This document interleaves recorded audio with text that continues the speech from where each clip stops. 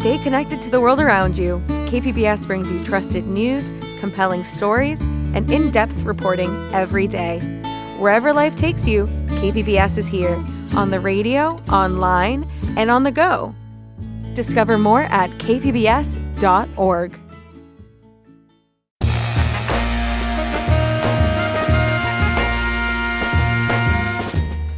Welcome in San Diego. It's Andrew Bowen in for Jade Hindman. On today's show, mutual aid groups step up with resources for families struggling during the holiday season, and how to manage family conflict over the holidays. This is KPBS Midday Edition, connecting our communities through conversation.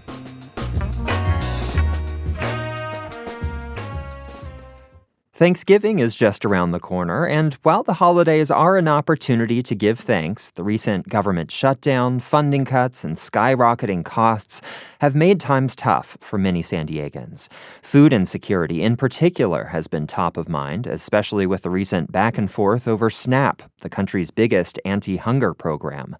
Although SNAP benefits are fully restored, food banks, pantries, and other local groups are still seeing a surge in demand. Plus, some families are worried they might still lose access to assistance after the Trump administration introduced expanded work requirements under its One Big Beautiful spending bill. Amid all this uncertainty, mutual aid groups are stepping up to fill the gaps. Nica MaryJane Hermosillo-Vanella is the founder and CEO of Feeding Daygo, a local mutual aid group addressing food insecurity in our region. And Nica MaryJane, welcome to Midday. Hi, how you doing? I'm good, thank you. So why don't you introduce us to your organization, Feeding Daygo? What is it and how did it get started? So I started Feeding Daygo in 2020 with my little sisters and my brother. We were stuck at home during the pandemic, as all of us were. I had to come home from college, and I was with them all day doing Zoom online classes. There was really nothing to do, so I decided that we were going to start an activity that I used to do with my dad and my grandparents where we would feed the homeless. But obviously, we had to take a lot of precautions. So during the day, when we had a break between our classes, my younger siblings and my brother was like 4 at the time, would put together all these sandwich bags or other resources that we could put together, like sandwiches with a snack or hygiene products, extra masks we had laying around. And then at night, after they went to bed, I would distribute them with all my friends. At the time, I didn't realize what I was doing was mutual aid. I just thought I was filling a gap that I saw in my community, and I wanted all my friends and family to be a part of it in whatever capacity they were comfortable with. So from there, it grew into scholarships for anybody in San Diego, no matter what schooling they were in, whether it was trade school or kindergarten, anybody could apply. And it was a cash scholarship. And then we also focus a lot on food insecurity during the holidays. And just throughout the year, we tried to find creative ways to fulfill the needs of our community. So can you talk more about mutual aid? You said you were doing it and you didn't even realize that it was mutual aid. But what is mutual aid and how is it different from other types of assistance or charity? So the main idea of mutual aid is that it's solidarity, not charity. It's meaning like if you need help today, I could help you now. And if I need help tomorrow, you'll help me also. It's basically what I was raised on. It's what most first-generation kids learn at a very young age, is that we come together to help each other in whatever capacity, because today it's you, but tomorrow it's going to be me. And I don't ever expect anything in return, but as I started to grow this platform and the community, I realized that people were helping each other in ways that I never foresaw. For example, jobs or creative outlets and designing flyers or T-shirts so we could get the word out there. There's just so many ways that we've all come together and helped each other to build this platform and also to uplift each other. And that's really the history of mutual aid. It's finding a way to fill the gap, carrying each other up, and making sure we have each other's backs at all times. So we were talking about SNAP during the government shutdown and how that assistance was limited. How did that affect the work that you did or you do at Feeding Daygo? And was that at all part of the conversation when you were reaching people? So a big part of mutual aid, too, is not receiving government funding because essentially it's just the community coming together on a small local-based donation and then spreading it within the same community. So I wasn't affected in terms of my business because I've always been operating without that assistance. But I did realize that there was a huge influx of families and people I never met before in my last 5 years of doing this who now needed the assistance anywhere they could find it because the food banks were empty. There was no money on their EBT cards, and they were just looking for anything for Thanksgiving. And of course, even SNAP doesn't reach all of the people who need food assistance, and that's where Right. a mutual aid group like yours can fill in the gaps, right? Yeah, so the nonprofit industry is funded by the government. So the idea is that the government is aware of these gaps that we have in the world, and they're allowing these nonprofits and funding them to fulfill the gaps that they're unable, quote unquote, to fill themselves. Where mutual aid comes in is that we are just recognizing what's going on in our community, and we're working with the community to fulfill those gaps. So today it's going to be groceries, but tomorrow it could be anything else. It could be clothes, it could be hygiene products, and that's the difference, right? There's more flexibility, I would say, in the work that I do. And because I don't have any constraints and I don't have any limitations, I'm able to be flexible with my community and meet the needs as they change every single day, which is like today, the SNAP was closed, so we had to figure it out and we had to come together. What are the biggest challenges to getting food to those people who need it? Honestly, I always tell people if you have the right intentions, everything's going to work out. So one of the biggest things in the beginning that was the biggest challenge was explaining to people why I care, because that's always everyone's first question, right? Like, why are you even doing this? Like, I don't understand. And it's just like, at the end of the day, I'm doing it because I know that we all need each other's help at some point. Every American is 1 or 2 paycheck away from becoming homeless, or, losing their jobs could change your entire life. And I just don't want people in my community to feel that way. Like, there's no one they can rely on. There's nobody out there who can help them outside of the nonprofits. That's why I'm here. And so the biggest challenge is explaining to people that that's why I care, because I'm aware of how much I'm blessed with and how much things can change overnight. Yeah. You held a Thanksgiving event recently. Can you tell me about that? Yeah, so we partnered with Lincoln High School, and we were able to feed over 100 families this Thanksgiving. And we did that with, again, small local-based donations, and a bunch of organizations came out. A lot of students came out to help us build the baskets, and then we had our usual Feeding Daygo volunteers deliver them to families all over San Diego. It's really great to see students and our normal volunteers come together, because it's this wonderful learning process of teaching them how to serve their community and also learning from their perspective as kids, because sometimes we get too serious. Sometimes we get, too focused on the negative. So it's really nice to be surrounded by a young group of individuals who can remind us, okay, this is why we started this. I was your age when I started this program, and it's nice to feel the positive in those moments. So it was a great day. We were able to feed over 100 families. And this Christmas, actually, on December 14th, we'll be doing a similar event. But instead of delivering baskets of groceries, we'll be having what's kind of similar to a swap meet, but it's a mutual aid mall where everything is completely free. So think of everything you'll see at a swap meet, but it's all free. And anyone is welcome to come. You work with other local groups, right? How are you coordinating with others to make sure that the community is supported? So we have a sister organization called Amor al Valle 818, and they work in the San Fernando Valley, and we do similar resources. Right now, their biggest focus is delivering groceries to people who are currently hiding from ICE. We have been doing that since the summertime here in San Diego as well, but our population, not to say it's not as big, but our population has found other resources where we don't have as large of a group of people who are looking for our resources in that way, but in the San Fernando Valley, they're serving hundreds of families through this mutual aid program that we're partnered with every single week, and they're all working together to continue fulfilling the needs. How has the current political climate impacted your work, or has it at all? I mean, this immigration enforcement, I imagine, makes it hard for people to even leave their homes if they're afraid of being arrested. It has impacted us a lot. I would say one thing that makes us a mutual aid, again, is we're able to rely on our community as organizers ourselves. So recently, one of our organizers' family members has been taken by ICE. We were able to publicize the GoFundMe and other means of supporting his business while he's been away. And our community really came through. We fulfilled the needs of the GoFundMe, and we've also been able to raise a lot of awareness to this situation, especially as it's affecting our own organizers. But overall, I mean, we started this because of an issue that we were seeing in our government and our policies. This was in 2020. So, I mean, again, we've just been watching this huge decline, all these issues come about every single day, it feels like. But when we have the events, these mutual aid events, we're able to remind ourselves that, yes, things are happening in the world. Yes, things are horrible, but we have each other, and that's what matters most. You said that this is just how you're raised, that you just help people. Can you talk more about how your family upbringing in San Diego inspired this work?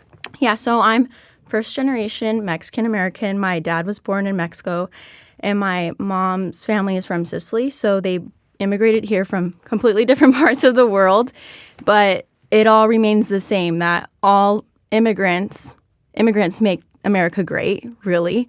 And all together, you come here to this new country and you're like, I don't know anybody. I'm only here with the few people I know. Or I moved to San Diego. I'm meeting all these people for the first time. You have to create a whole new community, and you have to help each other and uplift each other. So my parents and my grandparents made it a huge point to always tell us, like, no matter what happens in the world, no matter what happens outside of the house, everyone is welcome at the table to eat with us, and we share and we enjoy in our community. And for example, every Sunday we had a huge Sunday dinner after church in the morning.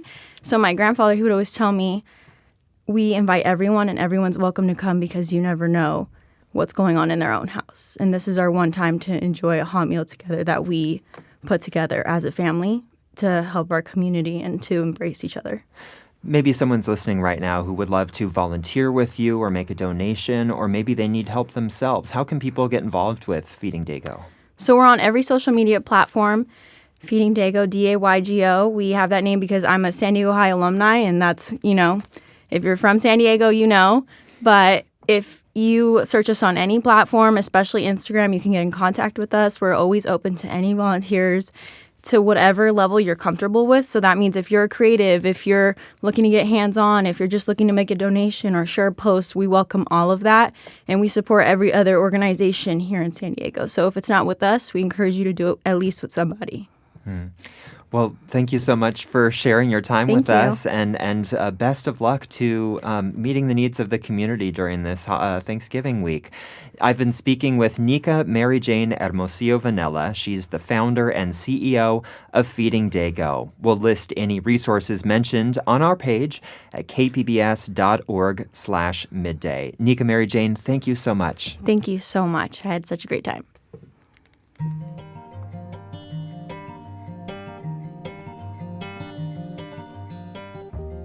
Coming up, anxious about conversations at the Thanksgiving table? We got you covered when KPBS Midday Edition returns.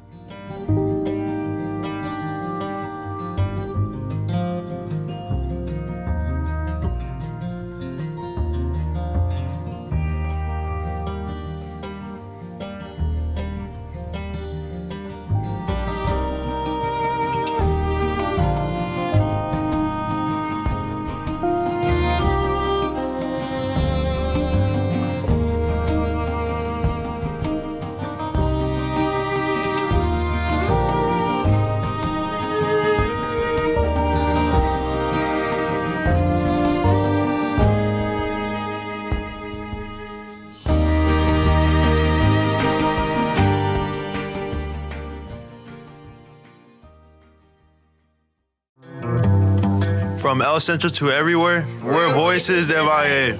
Voices del Valle? Voices del Valle is a team-produced podcast about coming of age in California's Imperial Valley. I love Voices del Valle. On the next episode of Voices del Valle, we will talk with teens about their cheer and soccer championship seasons. I've got to listen to that. Voices del Valle, fresh voices, bold stories made in the valley. Voices del Valle. Find us on KPBS or wherever you get your podcasts. You're listening to KPBS Midday Edition. I'm Andrew Bowen, in for Jade Hindman. On holidays like Thanksgiving, families come together and joyfully share each other's company. At least that's what the greeting card version says. The reality is family relationships are much more complicated, and holidays like Thanksgiving can be a time when they are put to the test. One recent survey found that half of San Diegans say family is what stresses them out the most on holidays. Lorri Sulpizio is the director of the Conscious Leadership Academy at the University of San Diego and a leadership coach, and she joins me now. Lorri, welcome to Midday Edition. Yeah, thanks for having me. So a lot of your work is in the workplace, very different from families, of course, but what are some of the commonalities that workplace relationships share with family relationships? Yeah, I think we show up the same way in all different environments, right? So things about being open with communication, being accepting of each other, picking your battles, kind of learning how to regulate your emotions. Those show up in families, they show up in our personal relationships, and they show up in organizations. And one challenge I think about spending time with family that you grew up with, that you share a lot of history with, is you can fall into past patterns of behavior. How can we avoid that trap? Yeah, so I think one of the first things that when I work with people and they're going home and stressed out is say, you get to decide the version of yourself that you want to be. We often fall back into those patterns where that younger sibling who has to defer to the older siblings, where that kid that was always criticized, right? But you don't have to be that person anymore. So part of it is choose the version of yourself that you want to bring home for the holidays. You don't have to be who they expect. You don't have to be who you were. You can be grounded. You can be focused. You can be adult. You can be clear, and if you don't choose that, then sometimes we revert. So be explicit about who you want to be. And conscious also of those patterns, I 100%. assume. Yeah. And don't criticize yourself if you notice I'm kind of getting sucked back into the dynamics of the family, but then recognize, but who am I today as the young adult, the mid-aged adult, and try to be that person. What are some tips for the holiday season? When you're going into these family environments, maybe you're feeling anxious. What should people be thinking about? Yeah, so I think part of it is, around that dinner table, pick your battles, be conscious about the kinds of things that is going to derail the environment. So probably lay off politics. Some people may need to lay off sports. Who knows, right? You know your family best. But not everything has to be a fight. Not everything has to be a response, right? So that'd be one thing. The other part is use what I call micro boundaries. So these are little ways to protect your space. So, get up and change your location. Go outside and take a walk. Redirect the conversation, or simply just don't engage, right? That's a great way to say, I'm not going to get hooked into what's going to become a big conflict. Create pockets of relief for yourself. You don't have to engage 24/7 the whole time. Figure out where you want to show up and then not, right? Take a phone call from work. Exactly. Step out for a minute. Sorry, I got to get this. Oh, that's my phone, right? Mm-hmm. And then the biggest thing I think is this ability, and we see this in the workplace too, so important with colleagues, but let people be who they are, and then you be who you are. That's the number one. Don't try to change somebody over the Thanksgiving holiday. You're not going to do it. You mentioned politics, and families like our country more broadly can be very divided on those issues. Yeah. They could be cultural divisions, political divisions, generational divisions, I'm also thinking. How should we be thinking about those divisions as we prepare for what's meant to be a time to come together and unite? Yeah, I think you said it, is I would maybe not focus on what divides you and focus on what unites you. Right? So where are the places where you have alignment? Can you talk about the most fun family vacation you had growing up? Can you talk about the most interesting thing you're all doing now? We do have those commonalities, but we instead put our attention and let the conversation get focused on our differences. And that's kind of a recipe for disaster. So don't do that. Think about the places where you align and let your attention go there. How can traveling during the holidays kind of interplay or exacerbate maybe this stressful time around family? Yeah, when you travel, it's physically demanding. When things get delayed and the airport can be a bit of a disaster, then your nervous system gets totally dysregulated. When you already have this dysregulation physically, mentally, emotionally, and then you kind of show up into a space, it's a bit set up for failure. So if you have a stressful travel experience, reset yourself, right? Figure out how you can kind of plan for that travel, move through it, but then recognize if you're feeling, stressed, tired, and try to reset yourself from that travel in order to then engage with your family. And what are some ways that we could maybe bring some fun into a family environment that might be a little tense otherwise? Yeah, are there things that you like to do? And this is where you could go back to things that you did when you were a kid. What was the favorite game that you played then? Can you play it now? Are there new games you can play? Are there things that you can do to put your attention on a fun activity? Can you play Just Dance? Can you play Name That Tune? Can you play Guess That Movie? Like things where your attention can be on this fun experience and exchange that you have shared together, as opposed to something that is, going to create tension. Okay, so let's say we're doing our best to avoid the conflict, to let people be who they are, but somebody says something and we just can't stop ourselves from responding, and the conversation might get off the rails. Are there ways that you can offer advice to diffusing those situations, kind of making it a little Yeah. So one of the things that we do when we teach our conflict regulation and conflict management courses, we have this thing called name it to tame it. So when you notice that there's something, you say, you know what, let's stop. We really got off the rails and we're going down a direction that clearly is going to divide us. So you're naming it. You're naming what happened. You know what? Right now I'm feeling hooked and angry, and I see that we're getting into an old pattern where we fought all the time. So if you can recognize it in the moment, disrupt it by naming what's happening and saying, this is what's happening. Let's do something different. What you're doing is you're pausing that moment, and instead of letting it continue to go off the rails, you're saying, let's stop. Let's be conscious, and intentional about maybe we need to take a walk. Can we all take a breath? And then let's steer this in a different direction.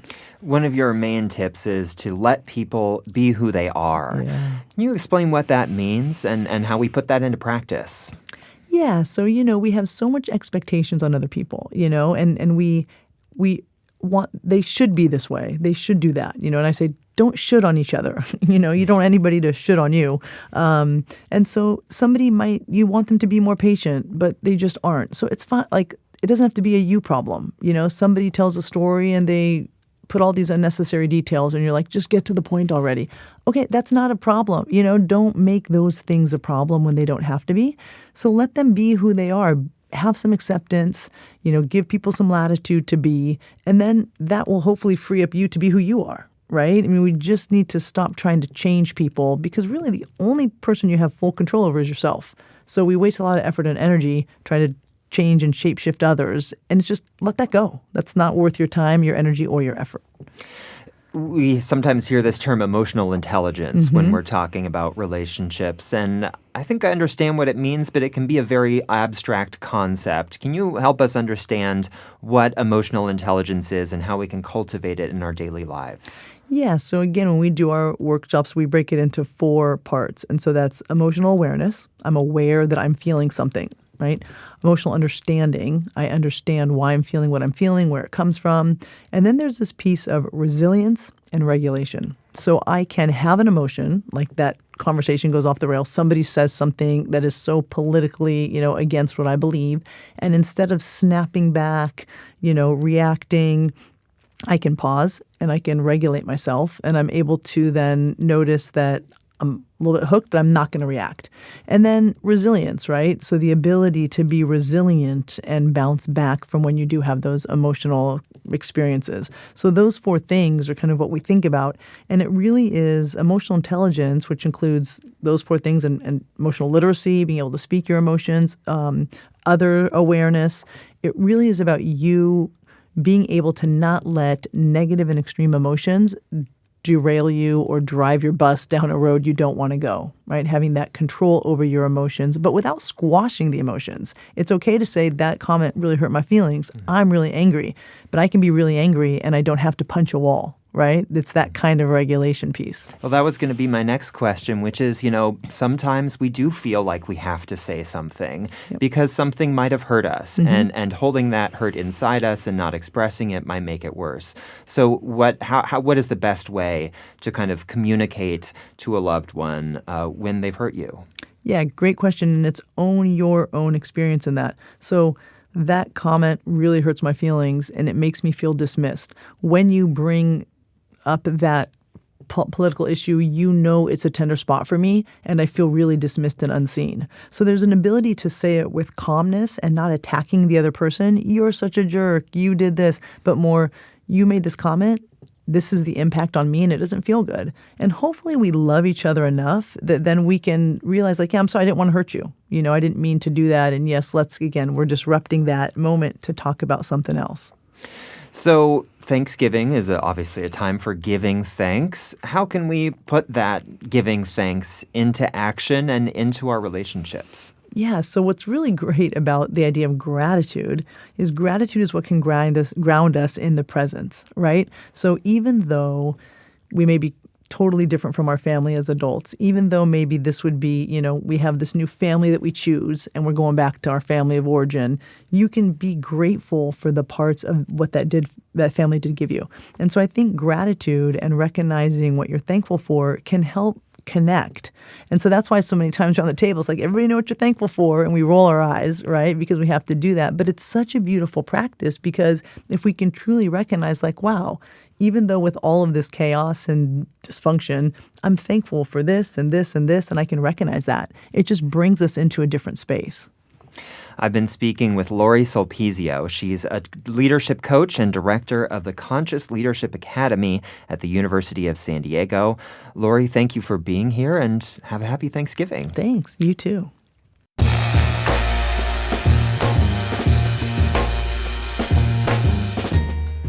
And that's our show for today. I'm your host, Andrew Bowen, in for Jade Hindman.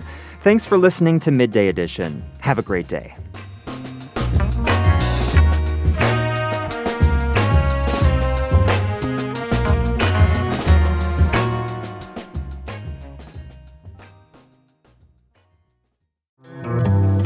From El Centro to everywhere, we're Voices del Valle. Voices del Valle? Voices del Valle is a team-produced podcast about coming of age in California's Imperial Valley. I love Voices del Valle. On the next episode of Voices del Valle, we will talk with teens about their cheer and soccer championship seasons. I've got to listen to that. Voices del Valle, fresh voices, bold stories made in the valley. Voices del Valle. Find us on KPBS or wherever you get your podcasts.